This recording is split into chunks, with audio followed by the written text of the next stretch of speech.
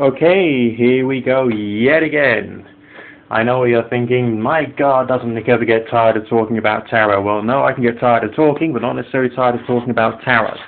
The reason for this is because tarot just got deeply into my bones and into my blood many, many years ago.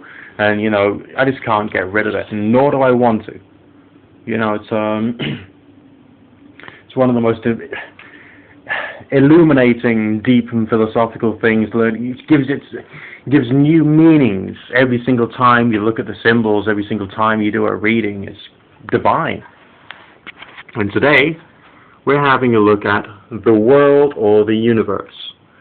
Okay, this is one of the most occult-looking cards of all of them. We have a human being, in a ring, which can symbolize the Ring of Solomon because it's made of laurels. It's therefore talking about office and a position of authority. But it's also surrounded by four beings, symbolizing earth, air, fire, and water, or in Christianity, Matthew, Mark, Luke, and John. And in Judaism, Michael, Gabriel, Uriel, and Raphael. No matter which religion it's referring to, it's still referring to a circle with a being in a circle surrounded by four other beings.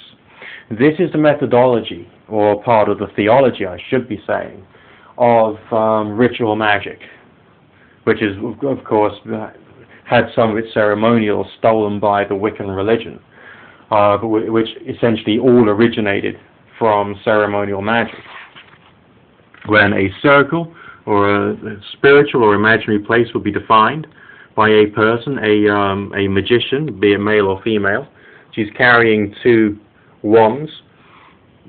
Again, a repeated motif of the staff of the magician, but she's now got two of them, so she actually has direct control over the two opposite forces in every possible area of her life, and she can choose to use one or use the other at will. Alright? So she's surrounded by the Ring of Solomon. She's a practicing magician or spiritual being. The world or the universe card symbolizes a feeling of self-actualization, being centered, being calm, being in the right place at the right time, which is a state of mind which comes across you or comes upon you when you actually do this particular, Western yoga exercise of circle casting. All right, that is descriptive in a very practical way of a certain state of mind which is accumulated by people who are doing ritual magic. So there is a direct connection with the practices of magic and the meanings of this one particular card.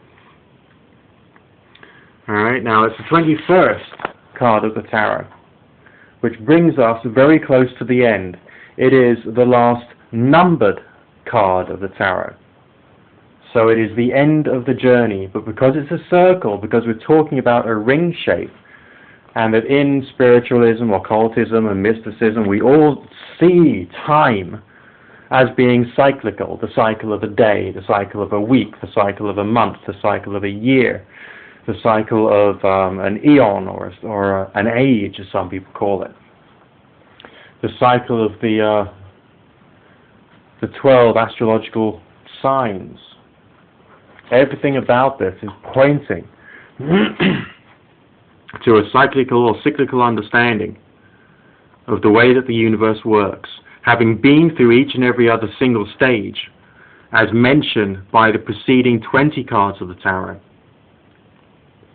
Finally being in a state of, yes, I'm there. You've had your soulmate stage, you've had your powerless stage, you've had your feeling of destruction or need for change. You've been through each and every single stage and thought and feeling that you can be in. So it's not just coming of age, as we saw in the Magician card, as in starting something new and saying, right, now I'm here, now I can do what is right and all the rest. It's a question of saying, I've been through that. I've learned from that. I'm now in a state of complete competence because I have experienced the success, the failure, the slings and arrows of outrageous fortune and or misfortune. And I've gained knowledge from it, because a lot of things in tarot are talking about knowledge. And occult knowledge and spiritual knowledge, we say, is one of the most divine forms you can have. And the 2 and 1 of 21 gets numerologically reduced to the number 3. And the number 3 is the 3 vertical columns of the Tree of Life. So again, we've got a reference to the whole universe, all in one particular place. Knowledge of everything on the left-hand side, the right-hand side, and the central body, including the Sphere of Dark that we mentioned in the Star card. Being present, being known, understood, to having been there. For instance, you don't know what it's like to have lost someone until you've lost someone and you've gone to the funeral, you've gone through the grieving process. Alright? You don't know what it's like to properly fall in love until it happens. You don't know what it's like to feel content about your career until you're in that particular place. Well, the character which is, whoops, so just dropped the card. And no, I don't edit my videos, you get them just as I make them, okay? The character in this particular card has been through all those stages and is there. Pure, perfect self-actualization. Very spiritual, very calm, knowing everything, knowing all the right modes of action. It's a very beautiful state to be in.